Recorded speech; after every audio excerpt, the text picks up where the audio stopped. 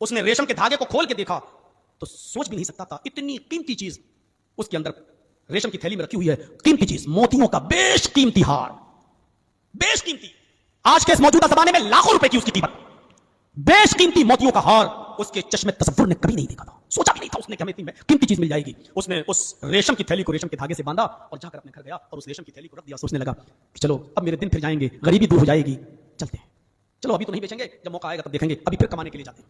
अजान का वक्त था, यह आदमी खाने काबा के दरवाजे पर पहुंचा, नमाज ज़ुहर पढ़ के जब निकला काम की तलाश करूं तो एक बुजुर्ग को, एक बूढ़े आदमी को देखता है, एक बुजुर्ग को एक बूढ़े आदमी को देखता है जो अपने हाथों में 500 अशरफियां लेकर कह रहे हैं, 500 अशरफियां अपने हाथों में लेकर कह रहे हैं, मैं ये 500 अशरफियां उस आदमी को दूंगा, उस शख्स को दूंगा तोहफे में जो मेरी रेशम की थैली मुझे वापस कर देगा। मेरी रेशम की थैली कहीं गुम हो गई है, जो मेरी रेशम की थैली मुझे वापस कर देगा, मैं ये 500 अशरफियां उसको दूंगा।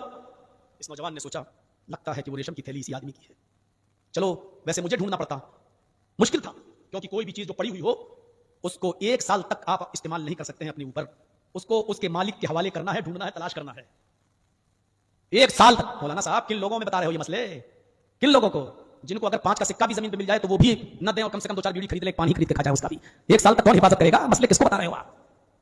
सही बात है, किन लोगों को मसले बता रहा हूं, हमें भी सोचना चाहिए।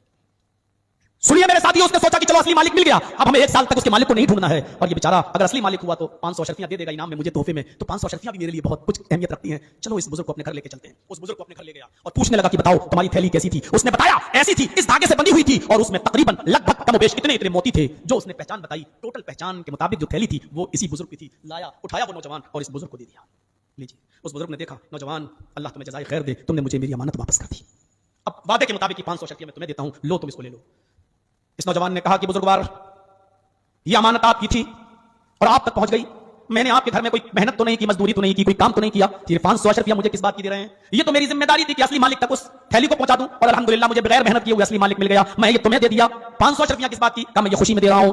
कहा ये मुझे खुशी में क्यों दे रहे हो? इसलिए ही तो दे रहा हूं क्योंकि मैंने तुम्हारी थैली वापस कर दी। कहा जी, कहा जो मेरी जिम्मेदारी थी वो मैं उससे सबको दोष हो गया, तो जब मैंने कोई मेहनत ही नहीं की तो ये 500 अशरफियां किस बात की? नहीं मैं नहीं ले सकता। का नौजवान तुम भूखे प्यासे हो, तुम गरीब हो, तुम 10 को ये ले लो, काम आएगा। कहा मैं ये क्यों ले लूं जब मैंने कोई काम ही नहीं किया, कोई मेहनत ही नहीं की, मेरा दिल गवारा नहीं करता, मेरा ज़मीर मुझे इस बात की इजाजत नहीं देता कि ये फ्री फंड में ऐसी बिना मेहनत की 500 अशरफियां मैं आपसे ले लूं, नहीं ले सकता। उस बूढ़े ने बहुत जिद की, बेटा ले लो, मैं खुशी से दे रहा हूं, दिल से दे रहा हूं। फरमाया अगर देना ही है तो जाओ, हमसे भी ज्यादा गरीब लोग पड़े हो उनको दे दो, मैं नहीं, मैं यही समझूंगा कि मैंने आपकी थैली वापस की, उसके सिले में आप मुझे दे रहे हैं, जो फर्ज था मेरे ऊपर वो मैंने किया, मैं उसका इनाम नहीं ले सकता, मुझे इसका इनाम जो अल्लाह देगा वो मैं लूंगा, आपसे नहीं ले सकता। इस नौजवान ने भूखा प्यासा, तंगदस्त, फकीर, मोहताज और कल्लाश होने के बावजूद भी 500 अशरफियां नहीं ली। वो बूढ़ा बेचारा मजबूर होकर 500 अशरफियां लेकर चला आया और हज करने आया था या उम्रा, उसके बाद वो अपनी बस्ती में लौट के चला गया। 4-5-6 साल गुजरे, 10 इतने ही गुजरे होंगे बस, 4-5 साल का अरसा गुजरा, मक्के में कहत पड़ गया, ये और भूखा रहने लगा। अब इसने सोचा कि चलो अब यहां से गुजर जाते हैं और अपनी बस्ती, अपने मुल्क चलते हैं, यहां जैसा कमा रहा हूं इससे तो अच्छा मुझे मेरे मुल्क में मजदूरी मिल जाती है, चले हम अपने मुल्क की तरफ चलें। ये बेचारा साहिल समंदर पर आता है, समंदर के किनारे पे आता है और अपने वतन जाने के लिए कश्ती में सवार हो जाता है। कश्ती समंदर में चलने लगती है, कश्ती समंदर में चलने लगती है, और जब बीचों बीच समंदर में बीचों बीच सी में पहुंचती है, बीचों बीच समंदर में पहुंचती है तो कश्ती टूट जाती है, एक तूफान आता है और कश्ती टूट जाती है। इस नौजवान का नाम है अबू बकर, काजी अबू बकर मोहम्मद इब्ने अब्दुल बाकी। इस नौजवान का नाम है अबू बकर मोहम्मद, इसके बाप का नाम है अब्दुल बाकी, इसलिए पूरा नाम है काजी अबू बकर मोहम्मद इब्ने अब्दुल बाकी। आगे इसके अल्फाज सुनिए, बताता है कि पूरी कश्ती टूट जाती है और एक एक करके सारे सवारी पैसेंजर जो कश्ती में बैठे हुए थे सब डूब जाते हैं, डूब कर मर जाते हैं। अल्लाह ताला ने मुझे बचा लिया, और कैसे बचा? जो कश्ती टूटी थी उसी की लकड़ी के तख्ते पर मैं बैठा रहा, मैं जिस तख्ते पर बैठा था उसी पर बैठा रहा। समंदर की मोजें और लहरें उस तख्ते को कभी दाएं ले जाती कभी बाएं ले जाती। 2 दिन 2 रातें मुसलसल मैं उसी समंदर की लहरों में और मौजों में रहा, थपेड़े खाता रहा। तीसरे दिन इन मौजों ने मुझे ऐसी जगह पर छोड़ दिया जहां एक जजीरा था, एक चट्टान थी। मैं वहां पहुंच गया, दाएं बाएं देखा, कुछ नहीं, एक जजीरा दिखाई दिया। मैं वहां जाकर बैठ गया, थोड़ी देर के लिए मैं उस जजीरे पे बैठा तो मुझे आजान की आवाज सुनाई दी। मैंने उस आजान की आवाज पर गौर किया तो समझ गया कि इस जगह से आवाज आ रही है, इसका मतलब यह है कि मुसलमानों की यहां कोई बस्ती आबाद है। मैं उसी आजान की सिमत जाने लगा। जब मैं मस्जिद में पहुंचा, वुजू बनाकर मैंने भी नमाज पढ़ ली। उसके बाद मैं उसी मस्जिद में बैठकर कुरान की तिलावत करने लगा।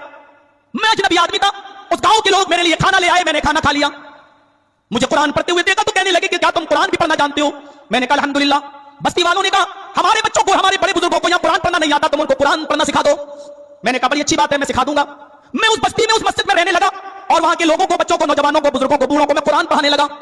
उन लोगों ने मेरी आओ भगत की, मुझे रहने के लिए एक अलग रूम दे दिया, खाना पानी लाने लगे, मुझे तोहफे तोहफे से नवाजने लगे। 3-4 महीने गुजर जाने के बाद उन लोगों ने मुझे कुछ लिखते हुए देखा तो कहने लगे क्या तुम लिखना भी जानते میں نے کہا الحمدللہ میں خطاط بھی ہوں، میں رائٹر بھی ہوں. ان لوگوں نے کہا مجھے لکھنا بھی سکھا دو. ہم نے ان لوگوں کو لکھنا بھی سکھا دیا. 1-2 مہینے اور گزر گئے. ان لوگوں نے کہا تم نوجوان ہو، اچھی خاصی عمر ہو چکی ہے تمہاری، اور تمہیں تمہاری بستی کا پتہ بھی نہیں کہ تم یہاں آئے ہو، تمہاری بستی کہاں ہے، تمہیں یہ بھی پتہ نہیں ہے. اس لیے میں چاہتا ہوں کہ ہمارے یہاں ایک بہت ہی غریب یتیم بچی رہتی ہے، میں اس یتیم بچی کا نکاح تمہارے ساتھ کر دوں. بہت غریب ہے، یتیم بچی ہے لیکن بڑی دیندار ہے، میں اس یتیم بچی کا نکاح آپ کے ساتھ کر دوں. میں نے منع کیا لیکن ان لوگوں نے اصرار کیا، تو میں نے بھی انکار پھر زیادہ نہیں کیا. ان لوگوں نے اس غریب اور یتیم بچی کا نکاح میرے ساتھ کر دیا. اور جب وہ میرے پاس پہنچائی گئی، اس کی رخصتی ہوئی، اس کی ودا ہوئی، جب وہ میرے پاس لائی گئی اور عشاء کی نماز پڑھنے کے بعد جب میں شب عروسی میں پہنچا، اپنی بیوی کے پاس پہنچا، تو میری نظر اس کے چہرے سے ہٹتے ہوئے اس کے گلے کے اوپر گئی اور گلے پر جا کر اٹک گئی. اس کے گلے میں میں نے موتیوں کا ایک ہار دیکھا، اس کے گلے میں میں نے بہت قیمتی موتیوں کا ہار دیکھا. میں اس ہار کو بار بار دیکھنے لگا. میری وہ بیوی بھی ناراض ہونے لگی. ایک حسین و جمیل خوبصورت بیوی آپ کے پاس بیٹھی ہے اور آپ جو میرے ہار کو دیکھ کے چلے جا رہے ہیں، بڑے لالچی لگتے ہیں. میرے اس ہار کی قیمتی ہار پر آپ کی نظر پڑ رہی ہے، آپ مجھے نہیں دیکھ رہے ہیں اور اس ہار کی طرف نظر ڈال رہے ہیں. بڑے عجیب انسان ہیں آپ. میں نے کہا میری بیوی ناراض مت ہوئیے، میں اس ہار کو اس لیے دیکھ رہا ہوں کہ آج سے چند سال پہلے ایسا ہی ایک ہار مجھے مکہ معظمہ میں ملا تھا، اس ہار کی طرح، بلکہ ہو بہو سیم ٹو سیم یہی ہار، بلکہ یہی ہار مجھے مکہ معظمہ میں ملا تھا. اس ہار کے مالک ایک بزرگ تھے، وہ چیخ چیخ کر کہہ رہے تھے کہ میں 500 اشرفیاں اس کو دوں گا جو میری امانت مجھے واپس کر دے گا. میں ان کو گھر تک لے گیا، میں نے ان کی امانت واپس کر دی. 1000 مرتبہ انہوں نے میرے ہاتھ میں 500 اشرفیاں رکھی لیکن میرے ضمیر نے گوارا نہیں کیا. میں غربت میں پلنا گوارا کر لیا لیکن میں نے ان سے 500 اشرفیاں نہیں لی، میں نے ان کو رخصت کر دیا. تیری بیوی مجھے یہ وہی ہار لگتا ہے. میری زبان سے جب اس نے یہ ورڈ سنے، یہ جملے سنے، تو زور زور سے چیخنے لگی سبحان اللہ سبحان اللہ. ہائے میرے پیارے شوہر، یہ وہی ہار ہے. آپ نے بالکل صحیح پہچانا ہے، یہی ہار مکہ معظمہ میں کھویا تھا. اس ہار کے مالک میرے باپ تھے. وہ بزرگ جس کو آپ نے وہ ہار لوٹایا وہ میرے والد تھے، میرے باپ تھے. وہ حج کر کے عمرہ کر کے جب واپس آئے اس بستی میں تو 4-5 سال زندہ رہے، لیکن وہ ایک ہی جملہ چیخ چیخ کر کہتے تھے کہ اللہ اس ایماندار نوجوان کو کسی طرح میری بستی تک پہنچا دے، کسی طرح میرے گاؤں تک پہنچا دے، کسی طرح اس کا انتظام میری بستی تک آنے تک کر دے تاکہ میں اپنی بیٹی کا نکاح اس کے ساتھ کر دوں. کیونکہ میں نے پوری بستی میں اور پوری دنیا میں سب سے زیادہ امانت دار اور نیک نوجوان اگر دیکھا ہے تو اسی کو دیکھا ہے، اسی کو پایا ہے جس نے بنا لالچ میرا ہار مجھے واپس کر دیا. وہ یہ دعا مانگا کرتے تھے اور آج وہ اس دنیا میں نہیں، انتقال کر گئے ہیں، لیکن اللہ تعالیٰ نے تمہیں اس بستی تک پہنچایا. میرے باپ کی دعا اگرچہ مرنے کے بعد قبول ہوئی لیکن میرے باپ کی دعا قبول ہوئی اور میرے باپ آپ سے ہی میری شادی کرانا چاہتے تھے. یہ نوجوان کی بات جب پورے بستی میں پھیلی تو لوگوں نے بتایا کہ میں نے اس بزرگ کو کئی مرتبہ نماز کے بعد یہ کہتے ہوئے سنا اے اللہ اس نوجوان کو کسی طرح اس بستی تک پہنچا دے جس نے میرا ہار واپس کیا تھا تاکہ میں اپنی بیٹی کا نکاح اس کے ساتھ کرتا. یہ ہوتی ہے امانت داری کی برکت. قیمتی ہار بھی ملا، ساتھ میں خوبصورت بیوی بھی ملی، مسجد کی امامت بھی نصیب ہوئی، تحفے تحائف بھی ملے اور امانت داری کا سرٹیفکیٹ بھی ملا. لوگوں کی امانتوں کو ان کے حوالے کر دو، ان کے ساتھ بے ایمانی نہیں ہونی چاہیے، غصب نہیں ہونا چاہیے، لوٹ نہیں ہونی چاہیے. یہ مومن کی علامت ہے. اور جو لوگوں کا امانتوں میں خیانت کر جائے، کھا جائے، وہ آدمی بے ایمان ہے، منافق ہے، مومن نہیں ہے. اللہ تعالیٰ سے دعا ہے کہ الہ العالمین ہماری خطاؤں کو معاف فرما دے، ہمیں نماز کی توفیق عطا فرما، لیکن سستی سے نماز پڑھنے سے ہمیں بچا لے، کاہلی والی نماز سے ہمیں نجات عطا فرما، دکھاوے کی نماز سے ہمیں نجات عطا فرما. بارے الہ ہمیں سچ بولنے کی توفیق عطا فرما. الہ العالمین ہمیں وعدہ نبھانے کی توفیق عطا فرما، ہمیں امانتوں کو ادا کرنے کی توفیق عطا فرما. جب تک زندہ رکھ اسلام پہ زندہ رکھنا، جب ہمارا خاتمہ ہو تو ایمان پر خاتمہ فرمانا. وما علینا الا البلاغ المبین وآخر دعوانا ان الحمد للہ رب العالمین. السلام علیکم ورحمۃ اللہ وبرکاتہ. وعلیکم السلام.